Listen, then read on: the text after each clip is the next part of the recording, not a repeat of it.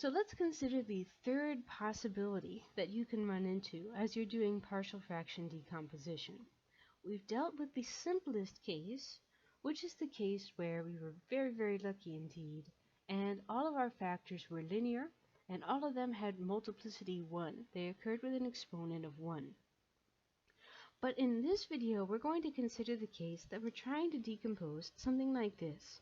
Let's say that it's 7 over x minus 1 times x minus 2 quantity squared.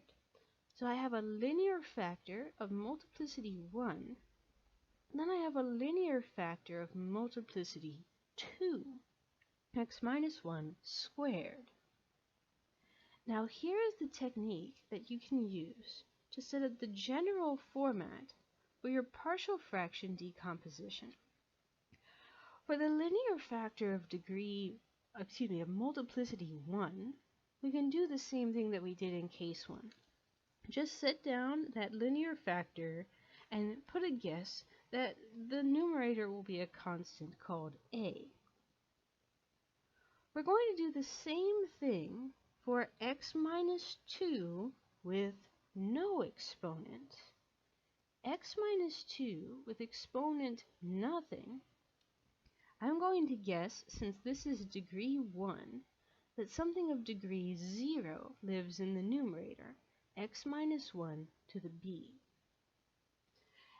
And then I'm going to put on one more term in the case that x minus 2 appears with its true multiplicity, x minus 2 squared. However, since the core of this factor still has degree 1, I'm still going to guess that the numerator has degree 0. Still has degree exactly 1 lower than the degree of the denominator. The only difference when your factor has a multiplicity is that you have to add in terms that not only have that exponent, but also have all of these smaller exponents. Not just x minus 2 squared, but also x minus 2. I need to put both of these into the partial fraction decomposition. Now the game begins as usual. Go through, clear the fractions. Multiply by the least common denominator. 7 is equal to a times x minus 2 squared plus b times x minus 2 x minus 1 plus c times x minus 1. You can begin now by going through and multiplying everything out, comparing the number of x squareds you have on the left and the right, the number of x's, and the number of constants. But to reduce your workload, I recommend to do this trick, where if you see a factor such as x minus 2, such as x minus 1, which happens to have a 0, then you go ahead and you plug in that 0.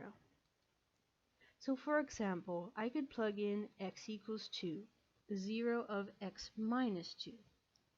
And if I do that, I will get 7 equals a times 2 minus 2. That will just vanish. B times 2 minus 2. That's gone as well. Plus c times 2 minus 1. That's the only term that will survive.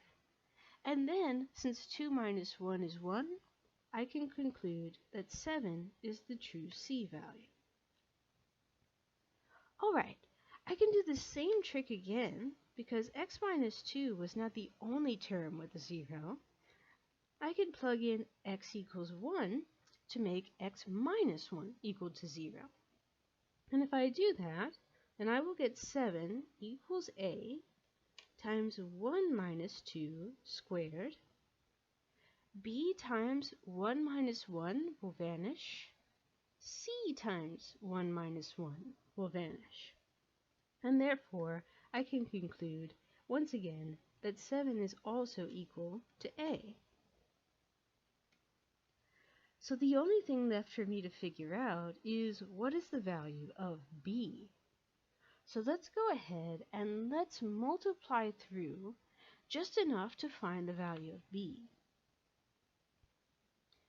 So I now know that 7 is equal to 7 times x minus 2 squared, or x squared minus 4x plus 4.